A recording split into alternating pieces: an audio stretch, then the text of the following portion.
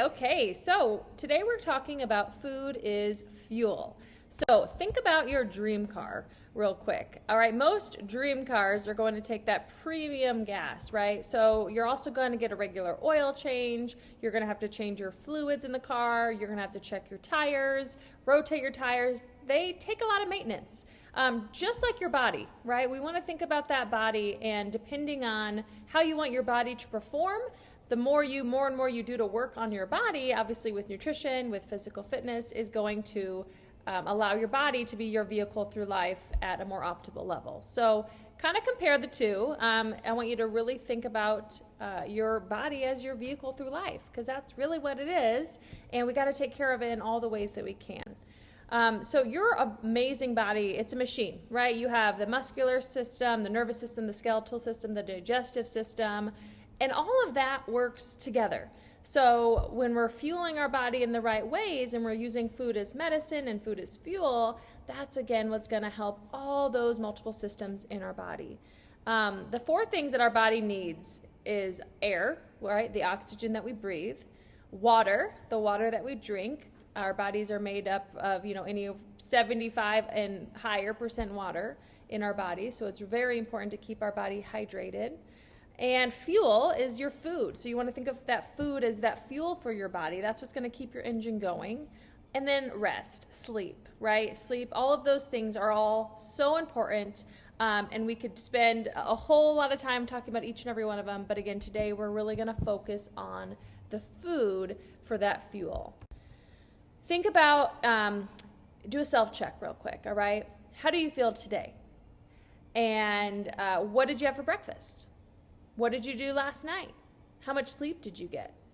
Kind of do that checkpoint in your mind and evaluate, okay, what can I change, or what did I do a little different than maybe some of the days that I felt better? Or if you feel awesome and at that optimal health right now, then what are the things you want to keep doing and keep kind of making that routine and that habit? Your body is going to tell you every day kind of what's going on, right? So the days that we feel thirsty, we're probably already dehydrated, so we haven't been keeping up with our water, likely not just that day, but days prior to that.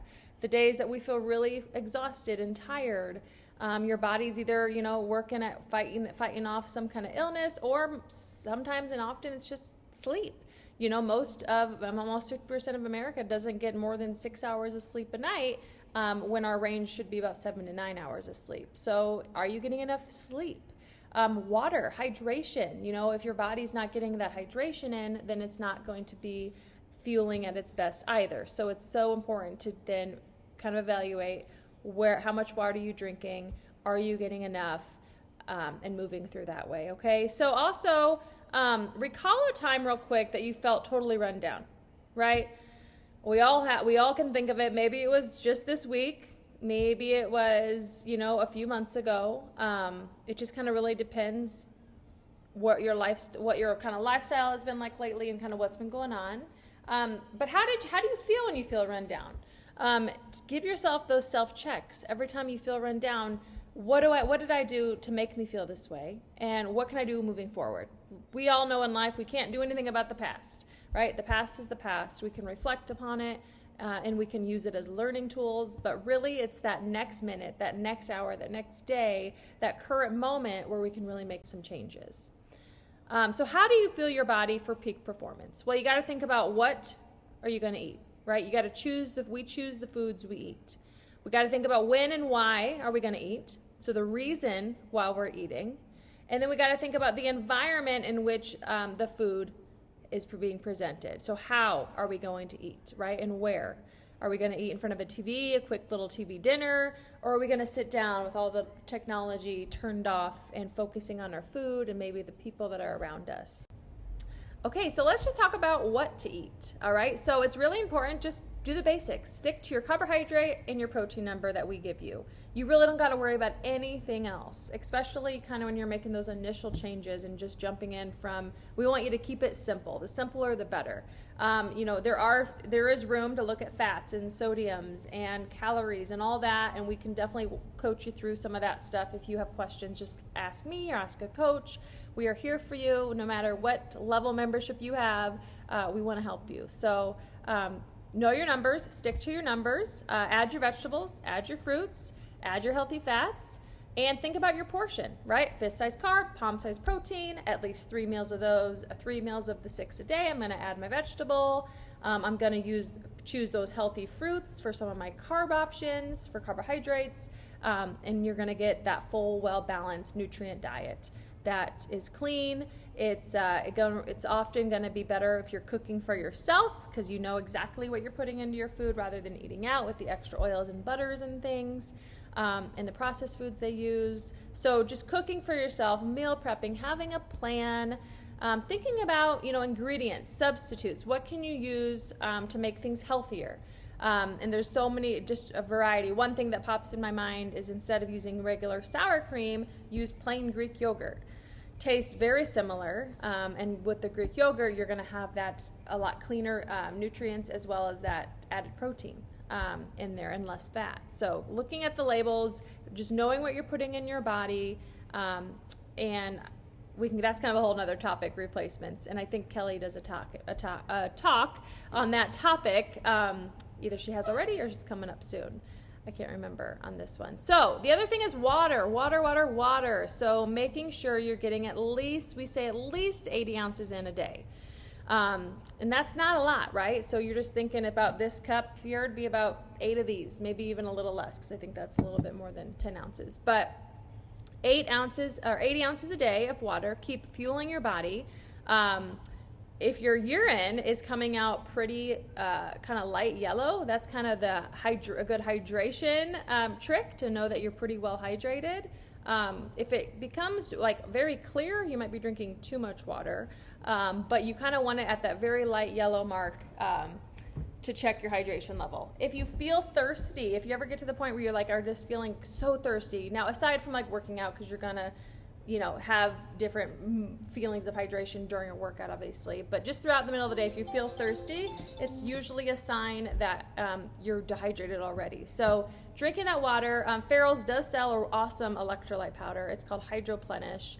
I go through my whole family and I love it. We go through a lot of it. We're out of it. We need to reorder it. And I don't know what to do without it because it is awesome. They do recommend pairing it with their lean meat protein shake as a post-workout. So you'd have your electrolyte and your lean protein shake, shake them up together. It's a great after post-workout combination because electrolytes and water is very important. Highly reduce your sugar intake, right? There's no need for us to go buy candy bars, or even if you're picking up some of these certain protein bars, look at the label, guys. A lot of protein bars are just justified candy bars. You want to make sure your protein bar has your amount of protein that you need, first of all. So if your number is 16 grams of protein, make sure that protein replacement has 16 grams of protein. And then also just make sure it doesn't exceed your carbohydrate number. And a lot of that will lend in how much sugar's in it. So the Fit Crunch bars that we sell are a great example. They're very low sugar, low carb, and they hit that high protein number. But there are other good options too. Just look in the aisle, look at labels when you're looking for meal replacements like that. You don't have to eat less you just have to eat right? So you should not be hungry or feeling deprived on our plan. It's about real foods, real flavors, foods that you like. It's just going to be eating the right amount and in the right portions, okay? So next up, when do we eat and why do we eat? I'm just going to turn this off so it doesn't go on again. All right, so we eat when do you eat? Well, a lot of us eat breakfast, snack, lunch, snack, dinner, maybe that snack. That's kind of like the ideal Farrell's plan where you have those 5 to 6 meals a day. You also want to check in with yourself. Am I hungry? If I had maybe a late night and went to bed at 11 and I have to get up at 6 a.m., I might not be hungry at that point. It's okay to not eat right when you wake up. Just kind of listening to your body, and breakfast is an important meal. They actually, a lot of times it should be, but somewhere in that morning window can be your breakfast. It doesn't have to be 6:05 a.m., right? So just kind of listen to your body, eat when you're hungry, and then finding your mood. A lot of us will eat because maybe we feel sad or mad or frustrated or, going down the list here, bored, lonely. I see food, therefore I eat it. How many times has that happened, right? And before you know it, a whole bag of chips is gone and you're like, what just happened? You're not alone. We are all human. We all have moments like this. Nobody is perfect. Just check in with yourself, right? If you're grabbing for that bag of chips, if you're grabbing for those snack foods, it's not a mealtime. Just check in with yourself and do the best you can to reposition your mindset. As far as maybe for me, a lot of times it's just getting out of the kitchen. As a busy mom with the 4 kids, I'm in the kitchen a lot. We're cooking a lot. We're prepping a lot. And there's a lot of food around me at all times. So I'm not perfect. And there'll be times I'll be snacking on something and I don't know what happened. It's like, well, hang on. Now I'm not hungry for dinner in 20 minutes. I yell at my kids for doing it and I can do it at the same time. So we are all human. So maybe it's just like, hey, get away from the kitchen or include your family with you. Cause I don't know about you, like a lot of if I'm busy and I'm talking to my family and we're doing other things and my mind's off what's in the pantry, it's obviously going to steer me away from digging in there. So include your family into your cooking, make it an experience, make it fun, and then just have a plan, right? So fuel your body, don't skip meals, and don't get to the point where you're starving, because at that point you're gonna run through and eat too much too fast. So just be mindful of that. This is a bigger topic I wanted to spend a little more time on, because food is fuel, not therapy, okay? There's other things you can do for therapy. Talk to a friend, talk to a family member, go on a walk, drink a cup of tea, go outside and just reflect and meditate, say a prayer, whatever you need to do to kind of just separate yourself. Get off technology, right? Just take a minute, an hour or something off of all screens, all technology, to be mindful of where you are and be present. Okay, I could really go on long. Let's move on. All right, how we eat. All right, turn off your screens. This is a big one. We always have screens around us anymore, whether it's a TV, a phone, an iPad, our work, whatever it is, turn them off. No screens allowed, no cell phones allowed, no iPads, no electronic readers. Even if you're eating alone, it's just all about being present with your food. You want to be able to, portion distortion is a real thing, and mindless eating is a real thing. So if you're watching a show and you're just shoveling your food in, before you know it, it's gone, and you're kind of like, well, hang on, I think I'm still hungry. Are you? Did you know your macronutrients that you just ate? Is that enough? Is that enough to fuel you for 2 to 3 hours? And are you hungry? Often water, again, can be a sign. If you feel like you're hungry, often it can be that you're just thirsty. So making sure you're well hydrated or drinking that water instead of grabbing more food, at least for the 20, 30 minutes. And then if you're still hungry after that, let's pick some free vegetables off that list. Page 10 on your manual. All those vegetables are free on there. So be mindful, enjoy every bite, slow down.